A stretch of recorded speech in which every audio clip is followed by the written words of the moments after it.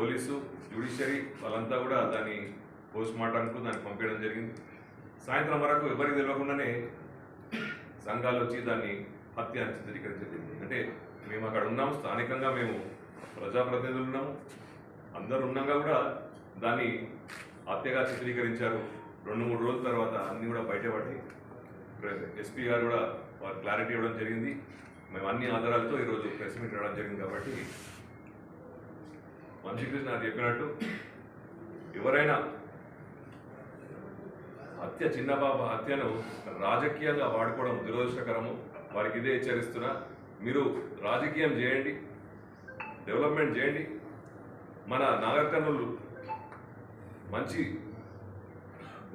తీర్చిదిద్దే విధంగా పనిచేద్దామని మేము చెప్తా ఉన్నాం.